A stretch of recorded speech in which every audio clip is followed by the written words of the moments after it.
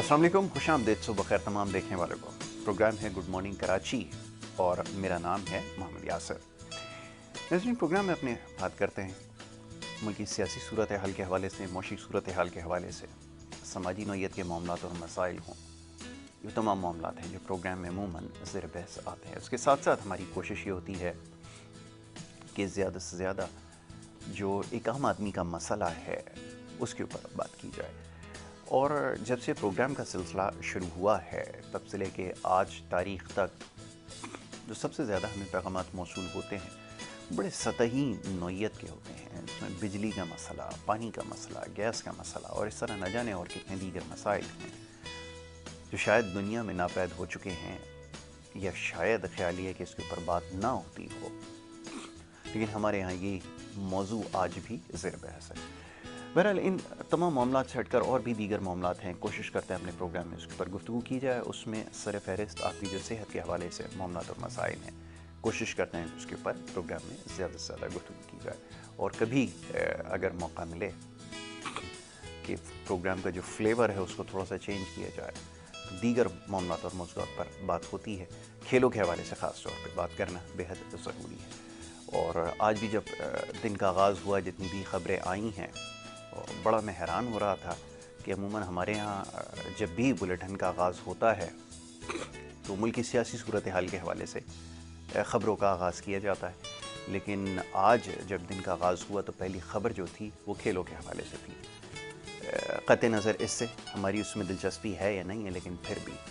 और एक तरफ पाकिस्तान में जो सबसे ज़्यादा मकबूल खेल समझा जाता है क्रिकेट, उसके हवाले से और दीगर जो ख़बरें थीं उसमें टेनिस वगैरह के हवाले से ख़बरें शामिल थी। बहरहाल हमारे यहाँ क्योंकि ये बड़ी एक अनोखी सी बात है, लेकिन पूरी दुनिया में खेलों को सबसे ज़्यादा तरजीह दी जाती है। जितने भी सेहतमंद माशरे समझे जाते हैं या जिनकी मिसालें हम सुबह से लेकर शाम तक देते हैं, वहाँ पर खेलों को बहुत ज़्यादा अहमियत हमें हासिल है। अब ये एक बड़ी तवील बहस है कि ऐसा क्यों है और क्यों इतना खेल को और खिलाड़ी को प्रमोट किया जाता है। हर सतह के ऊपर हुकूमती सरपरस्ती हासिल होती है और ये जो बड़े बड़े नाम और ये मेडल्स लेकर आते हैं, इसकी क्या अहमियत होती है। हम तो शायद आज तक इस चीज़ को नहीं समझ सके, लेकिन पूरी दुनिया में जैसे मैंने अर्ज़ किया कि इसको बहुत ज़्यादा अहमियत दी जाती है। बहरहाल एक और बड़ा अहम मामला और मौजू है जिसके ऊपर गुफ्तगू करने की ज़रूरत है, और सोच रहे थे काफ़ी दिन से कि इस मौजू पर भी गुफ्तगू की जाए। अभी हालिया दिनों में अब से कुछ अरसे कबल जो खेलों को फॉलो करते हैं, ख़ास तौर पे नौजवान तबका जो वीडियो गेम्स में ज़्यादा मसरूफ़ है, अगर उनको मौका मिल जाए तो ये खेलों में दिलचस्पी लेता है। सॉकर या फ़ुटबॉल के हवाले से ख़बर आई कि पाकिस्तान की जो फ़ुटबॉल टीम है पड़ोसी मुल्क में खेलने के लिए गई और उसके बाद जो कुछ हुआ नाकाबिले बयान। लेकिन कोई भी खेल हो, चाहे क्रिकेट हो, हॉकी हो, फ़ुटबॉल हो या कोई भी दूसरा खेल जो पाकिस्तान में खेला जा रहा है, क्यों ज़बूं हाली का शिकार है और मुसलसल तमाम खेल ही तबाही की तरफ जा रहे हैं बशमूल क्रिकेट। इसकी क्या वजह है, इन मामलात पर गुफ्तगू की जाएगी। आज बड़े ख़ास मेहमान सुबह के वक्त स्टूडियोज़ में तशरीफ़ फरमा है। मौजूद मेहमान का तारुफ़, पाकिस्तान में तो शायद जैसे मैंने कहा ना खेल की कदर है ना खिलाड़ी की, तो फ़ुटबॉल खेलने और खिलाने वाले की तो यकीनन नहीं हो सकती, लेकिन अपनी फ़ील्ड के अंदर एक माहिर कोच हैं। फ़ुटबॉल के हवाले से पाकिस्तान के उन लोगों में आपका शुमार होता है जो इस खेल की पजीराई के लिए सरतोड़ कोशिशें कर रहे हैं और मुसलसल जिद्दोजहद कर रहे हैं। मैं बात कर रहा हूँ जनाब तारिक लुत्फ़ी साहब की, फ़ीफ़ा के कोच हैं। अब ये फ़ीफ़ा क्या है, ये पाकिस्तान में शायद बहुत सारे लोग ये भी ना जानते हों। ये एक एपिक बॉडी है पूरी दुनिया में जो फ़ुटबॉल चलाती है, जो फ़ुटबॉल से जुड़े जितने मामलात हैं उसको देखती है। जैसे क्रिकेट के अंदर ICC है, उस तरह फ़ुटबॉल के अंदर फ़ीफ़ा है। तो जनाब आज तारिक लुत्फ़ी साहब तशरीफ़ फरमा, मौजूद मेहमान को सबसे पहले खुशामदीद। तारिक साहब बहुत शुक्रिया, बड़ी नवाजिश आपकी वक्त देने के लिए। और बहुत दिन से ये सोच रहे थे कि फ़ुटबॉल के हवाले से बल्कि खेलों के हवाले से बात की जाए, लेकिन आपका ताल्लुक़ क्योंकि फ़ुटबॉल से भी है और बहुत सारे दीगर खेलों से भी है, तो यहीं से गुफ्तगू का आगाज़ किए लेते हैं। और ख़बर ये है कि जी अभी पड़ोसी मुल्क में फ़ुटबॉल के मुकाबले हुए, पाकिस्तान में तो लोगों को शायद इतनी दिलचस्पी ना हो, लेकिन वो सैफ चैम्पियनशिप के अंदर भी हम कामयाब नहीं हो सके। और रैंकिंग में मेरे ख्याल में 140वें नंबर पे जो है वो शायद, या इससे शायद आप बेहतर इसको जानते हैं, चले गए। तो ये कहने का मकसद है, लोग ये जानना चाहते हैं कि क्यों हमारी अदम दिलचस्पी तमाम खेलों में है, बशमूल फ़ुटबॉल में, जहाँ पूरी दुनिया में इतने कामयाब मुकाबले हो रहे हैं। अभी वर्ल्ड कप हालिया दिनों में पाकिस्तानियों ने देखा टीवी स्क्रीन के ऊपर, बड़ा एंजॉय किया। और हर साल की तरह जब भी वर्ल्ड कप आते हैं तो ये सवाल होता है कि हमारी टीम कब इस काबिल होगी कि जाके वर्ल्ड कप में खेल सके। मैं चाहूँगा ज़रा यहाँ से गुफ्तगू का आगाज़ किया जाए। यासिर भाई, नंबर एक बात तो थैंक यू वेरी मच, आपका बहुत शुक्रिया कि आप अपनी गुनागू मसरूफियात में जहाँ मुख्तलिफ़ टॉपिक्स पे बात करते हैं, वहाँ कभी कभी आपको फ़ुटबॉल का ख्याल भी आता है। तो जो फ़ुटबॉल की गुफ्तगू, क्योंकि आपने स्टार्ट से बाउंसर फेंका है मेरे ऊपर, जबकि मेरे ख्याल है कि क्रिकेट में भी पाबंदी हो गई शायद बाउंसर्स पे, या लिमिटेड है जी, अब महदूद कर दी गई है बिल्कुल। तो फुटबॉल एक ऐसा खेल है कि जिस पर अमूमन जो भी एक्सपर्ट्स टेलीविजन्स पे आते हैं, उनको बाउंसर्स का ही सामना करना पड़ता है। उसकी वजह कारकर्दगी है, उसकी वजह अचीवमेंट्स हैं। बिल्कुल ठीक है। तो आपकी जो तशवीश है या लोगों की जो तशवीश है किसी हद तक ठीक है। दो तीन बातें मैं शुरू में इब्तिदा में क्लियर करूँ। नंबर एक बात तो यह है कि पाकिस्तान में जो भी क्वालिफाइड कोच होगा उसकी जो सर्टिफिकेशन है वो फीफा की तरफ से ही होती है। बिल्कुल ठीक है। तो और वही कोचेज़ जो हैं वो मुख्तलिफ़ किस्म के लेवल के लाइसेंस कोर्सेज़ करते हैं। बिल्कुल ठीक है। और फिर उनकी क्वालिफिकेशन होती है कि वो इस लाइसेंस पर कहाँ पर कोचिंग कर सकते हैं। बिल्कुल ठीक है। तो इसका सीक्वेंस ये है कि जब इब्तिदाई होता है तो डी सर्टिफिकेट कहलाता है जी। उसके बाद फिर वो सी सर्टिफिकेट, जो पहले लाइसेंस हुआ करता था, जी, अब वो सर्टिफिकेट हो गया है। और उसके बाद फिर बी लाइसेंस, आपको पहला लाइसेंस मिलता है कि जब उसके बाद फिर ए लाइसेंस है। ठीक है। अब कुछ लोग ए लाइसेंस पाकिस्तान में करते हैं, कुछ लोग बाहर जाके यूरोप में कर लेते हैं, तो उनकी थोड़ी सी वैल्यू का फ़र्क होता है बिकॉज ऑफ दी उस एनवायरनमेंट में कि जहाँ वो कर रहे हैं, वो स्टैंडर्ड है कोचिंग का। मैं जो फ़ीफ़ा से मुतालिक मेरे बारे में बात की जाती है, मैं पाकिस्तान में इकलौता फ़ीफ़ा का कोचिंग इंस्ट्रक्टर हूँ। तो मैं बाहर जाके पढ़ा सकता हूँ। बिल्कुल ठीक है। और मैंने कोर्सेज़ किए हैं, बाहर जाके पढ़ाया है। जी, तो ये एक मेरे साथ एक सिग्निफिकेंट वो एक रोल है मेरा। बहुत खूब। लेकिन क्योंकि पाकिस्तान का फ़ुटबॉल बहुत नीचे है, तो मुझे भी वो पजीराई नहीं मिल पाती सारी दुनिया में जाने की, कि जिस तरह के दुनिया भर में इंस्ट्रक्टर्स फिरते फिर रहे हैं सारी दुनिया में। रैंकिंग आपने बड़ी इम्प्रूव करके बताई पाकिस्तान की 140, लेकिन बदकिस्मती से इस वक्त पाकिस्तान 200 प्लस है। 200 प्लस। और 200 प्लस जब जिस ज़माने में मैंने नेशनल टीम को ज्वाइन किया था, या मैं जिस ज़माने में छोड़ा था, तो एक ज़माने में 135 और 140 42 एक अच्छी रीज़नेबल रैंकिंग थी, और हम उसके अतराफ फाइट करते रहते थे। लेकिन फिर वो डिक्लाइन शुरू हुआ, लेकिन दोबारा फिर वो संभल नहीं सका। और अब क्योंकि सारी दुनिया को पता है कि पाकिस्तान फुटबॉल फेडरेशन इफ़ेक्टिव नहीं है, बिकॉज ऑफ जो इलेक्शन की कुछ गड़बड़ हुई थी, तो मामला सेटल नहीं हुआ। जब सेटल नहीं हुआ तो फिर वो फीफा क्या करती है, उसकी एक अप्रोच है कि वो एक नॉर्मलाइजेशन कमेटी सिचुएशन को काम डाउन करने के लिए भेज देते हैं। अगर वो काम डाउन करने वाली कमेटी इफ़ेक्टिव हो, उसकी डायरेक्शन सही हो, वो मेरिट पर काम करे, तो फिर ये सलूशन बहुत जल्दी हो जाते हैं। बल्कि आपने रिसेंटली सुना होगा कि जब ये सैफ चैम्पियनशिप हो रही थी, उससे कुछ दिन पहले इंडिया बैन था बाई फीफा, लेकिन उन्होंने इस कदर तेज़ी से सलूशन किए अपने सारे, और फीफा की तमाम बातें मान ली, और वो हाई पावर्ड कमेटी वहाँ पर आई, और उन्होंने लिफ्ट कर दिया बैन उसको, तो मसला ही ख़त्म हो गया। लेकिन ये इस कौम का जो फुटबॉलर है, ये जितने भी इंडिविजुअल्स हैं जो फ़ुटबॉल से वाबस्ता लोग हैं, वो इस हद तक सफ़र कर चुके हैं कि मैं समझता हूँ कि अब बहुत ही अफसोसनाक सूरत हाल है। सालों गुजर गए कि हम अभी तक ना नॉर्मलाइजेशन कमेटी से निकले हैं, ना हमारे सलूशंस हुए।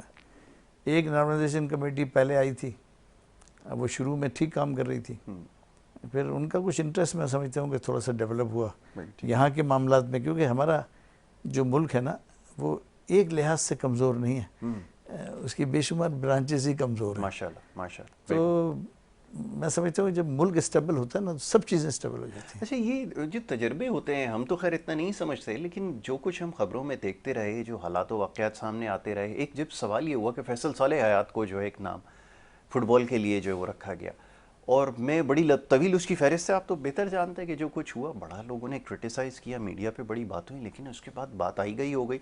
लेकिन फुटबॉल को जो नुकसान होता रहा उस वक्त भी हम ये बात कहते रहे कि उसका नतीजा यही निकलना है जो आज हमें नज़र आ रहा है। तो क्यों ये तजर्बे किए जाते रहे? यासिर भाई, मुख्तलिफ जो इंडिविजुअल्स हैं ना, उनका मुख्तलिफ रोल है फुटबॉल में। क्योंकि आपकी तो इन्फॉर्मेशन है कि जो आपको मिलती है तो आप उसकी बुनियाद पर बात करते हो।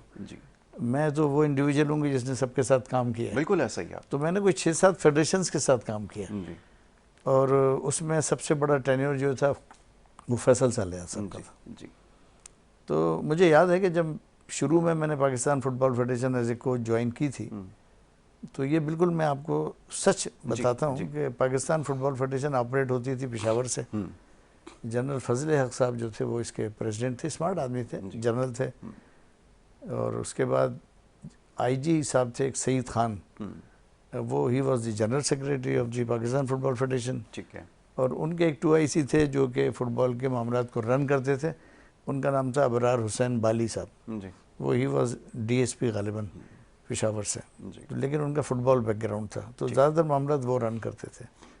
तो उस ज़माने में जब मैं पेशावर कभी कभार वो मुझे बुलाते थे मीटिंग करने के लिए, तो ये मैं आपको बिल्कुल लोगों के लिए एक अचंभे की बात होगी है, लेकिन मैं आपको बताऊं कि जब वो फाइलें निकाला करते थे तो उनका जो बिस्तर था, पलंग था, कहना चाहिए पलंग था, मसेरिया नहीं थी, पलंग था, पुराने टाइप के लोग थे वो। He was a very good player, India Pakistan में खेले वो, ऑनेस्ट आदमी थे, क्योंकि मेरे उनसे वास्ता पड़ा तो बहुत ऑनेस्ट थे वो। तो वो मुख्तलिफ गद्दों की लेयर उठा के फाइलें निकाला करते थे अपने पलंग से। ये this was the Pakistan football federation. और ये बहुत पुरानी बात नहीं है, ये मेरे ख्याल है कि 85-86 जब मैंने ज्वाइन किया नेशनल टीम, तो ये उस वक्त की बातें हैं। पेशावर में गद्दों के मुख्तलिफ लेयर से फ़ाइल निकालना, दिखाना, फिर फ़ाइल वहीं रख देना। और उस ज़माने में फिर ये इतना ज़्यादा सिस्टम भी एडवांस नहीं था मेल्स वगैरह का। बिल्कुल ठीक है। तो इंडिविजुअल पुलिस का एक आदमी आता था, फाइल लेके वो मुझे देता था, मैं जो एक्शन करता था मैं उनको देता था, वो बंद फाइल उन तक पहुंचती थी। और फिर ये कि FIA का हेडक्वार्टर था इस्लामाबाद में, तो सईद खान जो हमारे सेक्रेटरी थे वो वहाँ पर पोस्ट थे, डायरेक्टर जनरल थे उसके, तो मुझे अक्सर वहाँ बुलाया करते थे। तो जब मैं वहाँ जाता तो इतनी इस हद तक रिस्पेक्ट देते थे कि खड़े होकर उनका मिलना मुझसे कि पाकिस्तान टीम का कोच आया, और फिर तमाम दरवाज़ों पे डायरेक्टर जनरल FIA हेडक्वार्टर को ये कहते थे कि ये आए तो दरवाज़ा खोल दो, बस कोई चेकिंग नहीं, अंदर लाओ उसको। तो ये एक रिस्पेक्ट का भी तरीका था, ये बात नहीं है। लेकिन उसके बाद फिर फेडरेशन ने थोड़ी सी तरक्की करना शुरू करी। इन बिस्तरों से निकली फेडरेशन, लाहौर में जो स्टेडियम है हमारा, पंजाब स्टेडियम जो है, वहाँ पे हमें ऑफिसेस वगैरह मिल गए, और फिर वो रन होने लगी फेडरेशन वहाँ से। और उस ज़माने में फिर मियाँ अजहर साहब जो थे, he was running the federation as a president. खैर वो सिलसिला चलता रहा, फिर इलेक्शन हुए, और इलेक्शन के एक दफ़ा जब इलेक्शन हुए तो फैसल सालेह इलेक्शन हार गए थे मियाँ अजहर साहब के सामने। लेकिन उन्होंने फ़ुटबॉल को खैर बात नहीं कहा, बल्कि वो मुसलसल काविशें करते रहे। अगले टेन्योर में वो फिर कामयाब हो गए और इलेक्शन जीत के फुटबॉल फेडरेशन में आ गए, और गालिबन उन्होंने 3 टेन्योर के करीब किए हैं मेरे ख्याल से। अब मैं फैसल सालेह की लोग बहुत बुराइयां भी करते हैं, लेकिन मैं बहुत मतलब जायज़ा सही आपको पेश करता हूँ। ज़रूर। कि देखें, किसी इंडिविजुअल को किरदार कुशी इस तरह से नहीं करना चाहिए कि जी सब कुछ फैसल सालेह ने बिगाड़ दिया। ऐसा नहीं है, ऐसा नहीं है। मैंने अपनी ज़िंदगी में शायद इतना समझदार, सूझबूझ वाला और इतना इंटेलिजेंट आदमी कम ही देखा होगा। जो फैसल साहब की जो ज़ात थी, और उनसे बात करते हुए बड़ी मोहतात होकर बात कर, हालांकि मैं I was very near to him.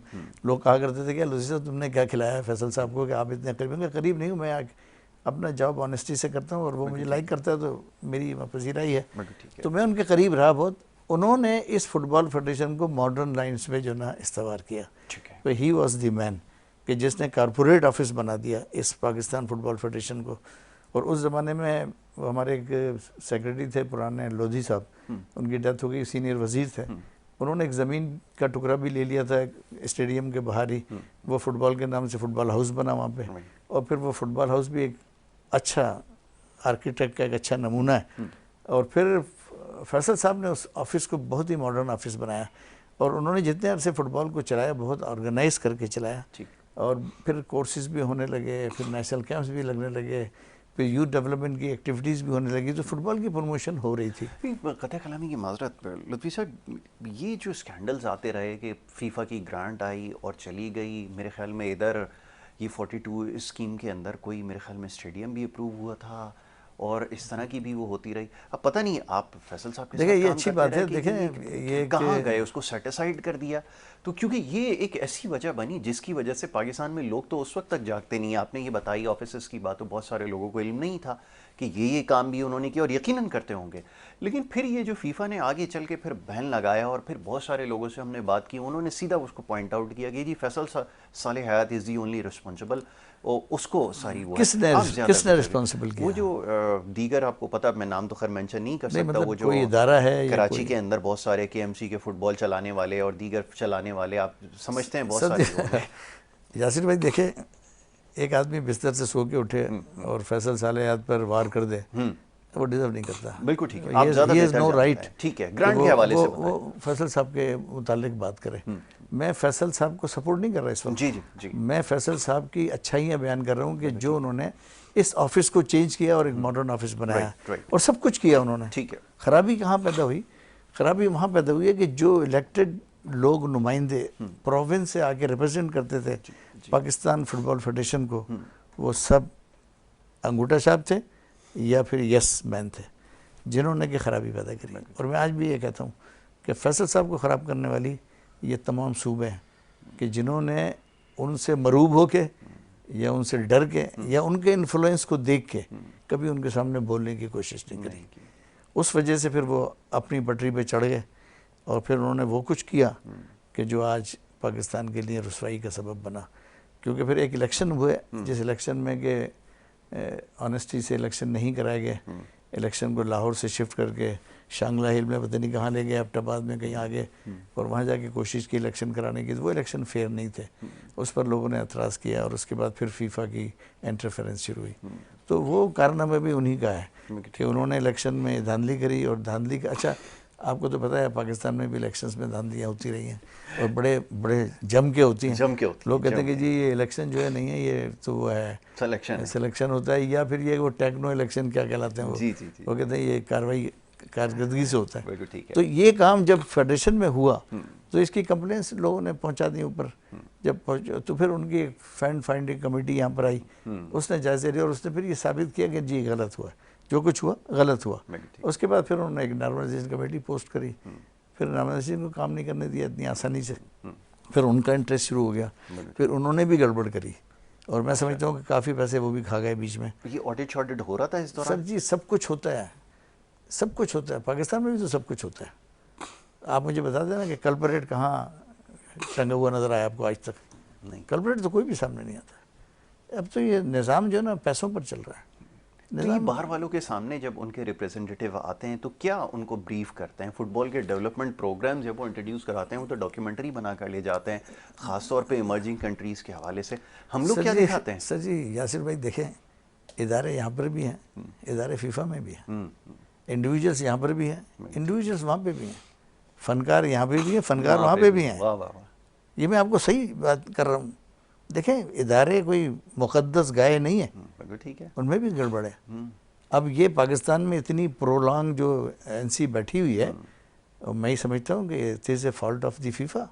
उनको इंटरवीन करना चाहिए कि ये इतने मामला डिले क्यों हो रहे हैं जी। और फिर ये कि अगर आप फुटबॉल एक्टिविटीज़ को भी कर रहे हो तो इतनी गंदी एक्टिविटीज़, इतने पैथेटिक रिजल्ट्स क्यों आ रहे हैं, ये चीज़ें इतनी ख़राब क्यों हो रही हैं, पैसे आप बहुत ज़्यादा खर्च कर रहे हो, तो उनकी भी तो जिम्मेदारी कुछ बनती है नहीं बनती है। आम आदमी की तो आवाज़ फीफा तक नहीं है ना, नहीं। तो फीफा को इतना इस्टेब्लिश इदारा है कि जो 211 मुल्कों के निज़ाम को पूरी दुनिया में चला रहा है और खुदा की कसम किसी को हिलने नहीं देता। वो सही है, उनकी बदमाशी है, उनकी बदमाशी है वो। मतलब ऐसा है इदारा है कि जहाँ डेमोक्रेसी अपनी जगह पे है, लेकिन अभी आपने देखा होगा पिछले दिनों में यूरोप में एक नई लीग बनने वाली है, उन्होंने किस तरह से उसको टैकल किया कि ज़ीरो कर दिया उसको।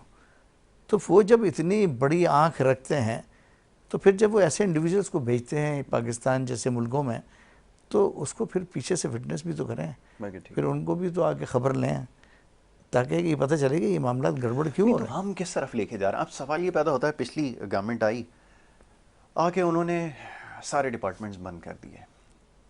वो जो सर थोड़ी ये बहुत स्पोर्ट्स बाकी थे, सर ये तो क्रिकेट जुल्म भी हुआ। चला गया, फुटबॉल भी चला गया। मेरे ख्याल में एक दो प्लेयर्स मुझे मिलते थे, वो के इलेक्ट्रिक की टीम बनी हुई थी शायद, उसके थे या कहीं और के थे। अब इस तरह के वो शामिर टीम, होगा, वो अक्सर बातचीत करता है शामिर। अब वो कहाँ हैं मैं तो अब नहीं जानता। मैं नहीं, सब देखे, मैं बताता हूँ। ये देखें, ये एक इंडिविजुअल इंसान का फैसला था। जी इमरान खान क्योंकि कौमी हीरो है, कौमी हीरो तो है ना, इसमें तो कोई शक नहीं है। ठीक। उसका फुटबॉल क्रिकेट का एक किरदार है, उसकी स्पोर्ट्स मैन होने की हैसियत से एक पर्सनैलिटी है, और लोग उसको लाइक करते थे, पूछते थे उसको।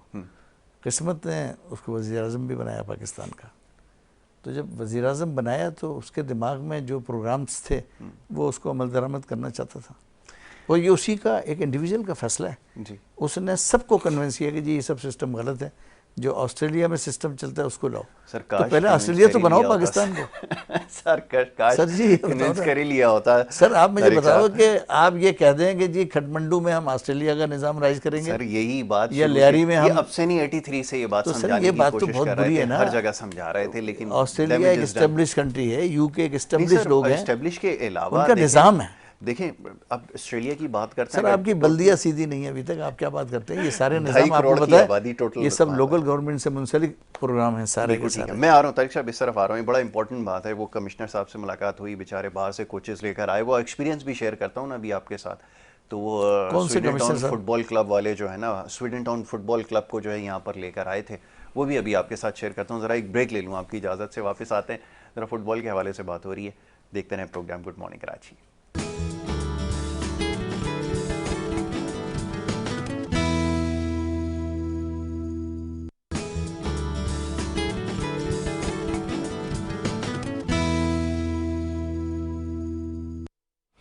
प्रोग्राम में एक दफ़ा फिर आपको खुशामदीद कहेंगे। ब्रेक पे जाने से पहले गुफ्तगू का सिलसिला जारी था। मुअज़्ज़ज़ मेहमान तारिक लुत्फ़ी साहब तशरीफ़ फरमाए, और फ़ुटबॉल के हवाले से जाना पहचाना नाम है, बड़े एक आम मौजू और मामले पर गुफ्तगू हो रही थी। सिलसिले को मज़ीद आगे बढ़ाते हैं। तारिक साहब, आपने तस्करा किया जो कुछ होता रहा फेडरेशन के अंदर, ये जो मामला थे वो सबके सामने आते रहे, लेकिन इसमें नुकसान फ़ुटबॉल का हुआ। अब एक बड़ा आम सा और एक सादा सा सवाल ये है कि अब वर्ल्ड कप को तो भूल जाइए, अब उस जगह कब आएंगे जो कम से कम एशिया के अंदर, ये चले एशिया में तो बहुत बड़ी बड़ी टीमें अब आ गई हैं, लेकिन ये कि ये साउथ एशियन जो फेडरेशन बनी हुई है दीगर और वो हैं, इनमें कोई कोई नाम हमारा प्रोमिनेंट हो, लोग पहचाने हमारी टीम को, क्योंकि हमारे पास टैलेंट तो है।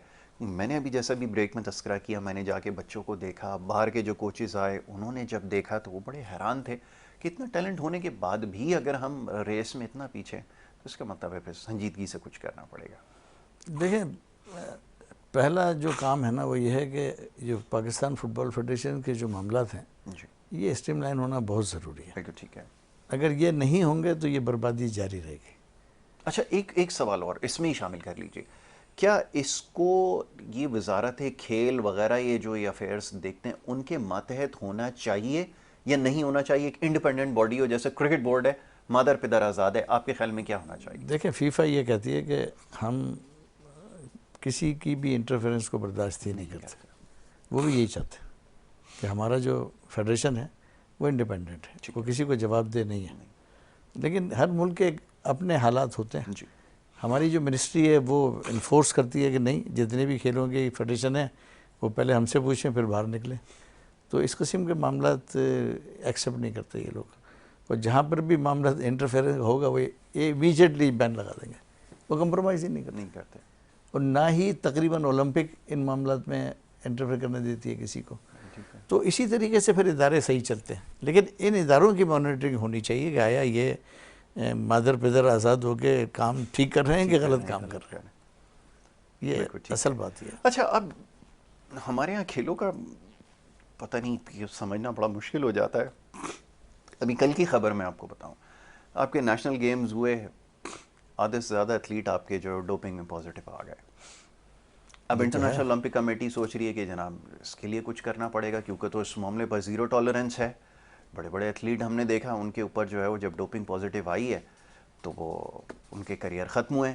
अब यहाँ पे तो प्रॉब्लम ये है कि हमें एक्सपोजर ही बड़ी मुश्किल से मिलता है। एक हॉकी के अलावा दूसरा खेल नहीं जिसके अंदर एक्सपोजर ले लें। अभी आगे जेवेलियन थ्रो के अंदर शायद कोई वो जगह बनी, या फिर वेट लिफ्टिंग के अंदर। लेकिन अगर यहाँ पे भी डोपिंग पॉजिटिव हो गई और अगर गॉड फॉरबिड अगर इसके ऊपर पाबंदी लग गई तो वेयर वी हेडिंग? सर मेरी अपनी पर्सनल ऑब्जर्वेशन है, क्योंकि खेल से वाबस्ता हूँ। देखिए जब इदारे कमज़ोर होते हैं ना, जब इदारे कमज़ोर होते हैं तो ये सब इश्यूज़ आते हैं। देखिए एक शॉर्टकट है, पाकिस्तान वापडा शिरकत कर रहा है गेम्स में, नेशनल गेम्स में, उसकी एक ही दौड़ है कि मेडल हमें आर्मी से ज़्यादा मिल जाए। ठीक है, ठीक है, बिल्कुल ऐसे ही।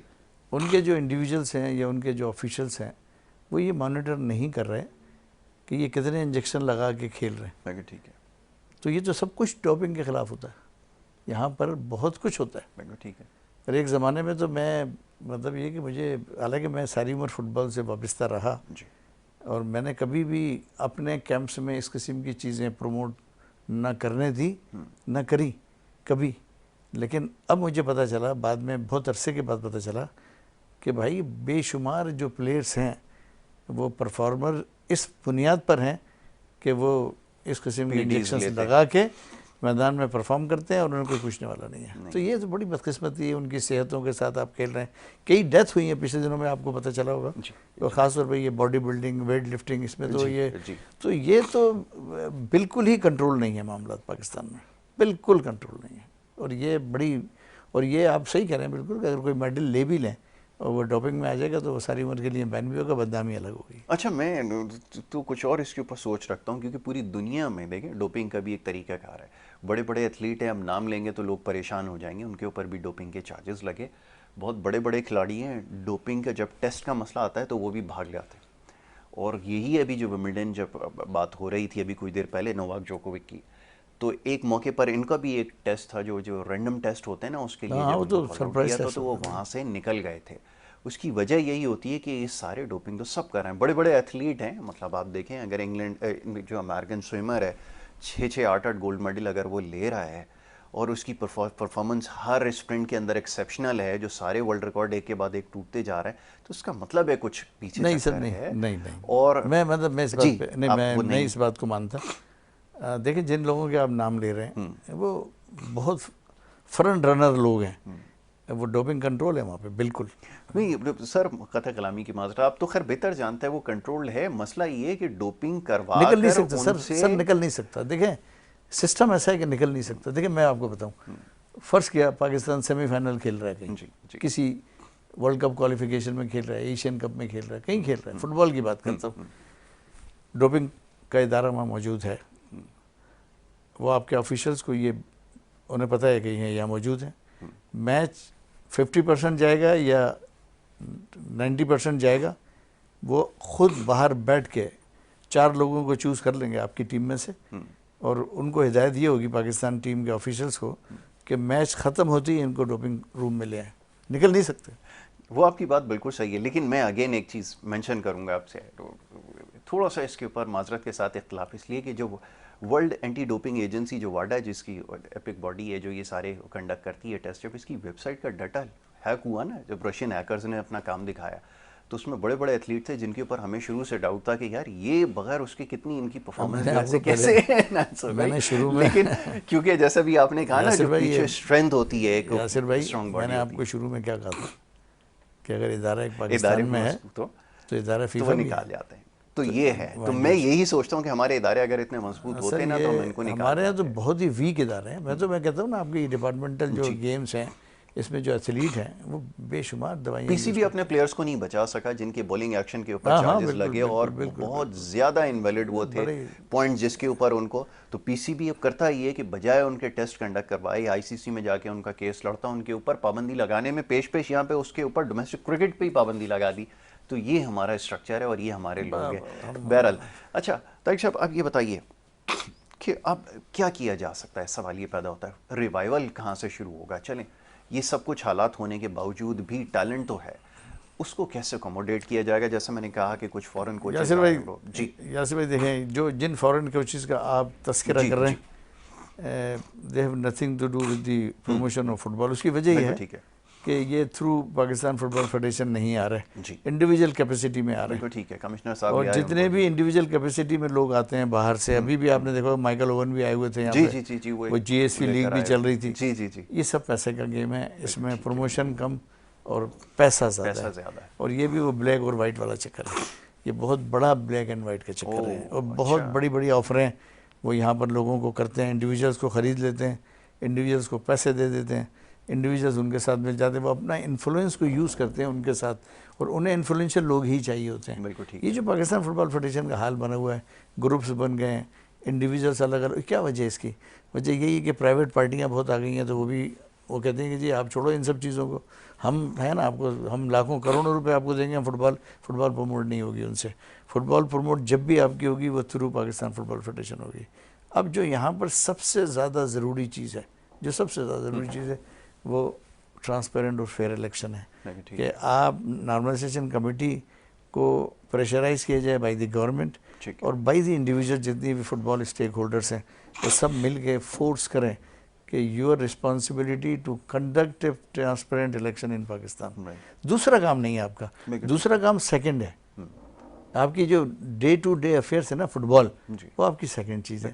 फर्स्ट चीज़ आपकी इलेक्शन है। ये फोकस हो गए ज़्यादा डे टू डे अफेयर की फुटबॉल एक्टिविटीज़ में, और इलेक्शन को थोड़ा सा पीछे कर दिया है। तो मैं समझता हूँ कि जब तक इलेक्शन नहीं होंगे आपको फुटबॉल से अच्छी नवीद नहीं मिलेगी, नहीं आ सकती। और जहाँ तक रही पाकिस्तान में फुटबॉल के टैलेंट की बात, तो मैं आपको इन हालत में भी कसम खा के कहता हूँ कि पाकिस्तान फुल ऑफ टैलेंट है, फुल ऑफ टैलेंट है। कौन सी जगह है, एक ज़माने तो हम ये कहते थे कि लहरी में अच्छा फुटबॉलर है, तो सर वो किस्सा ख़त्म हो गया।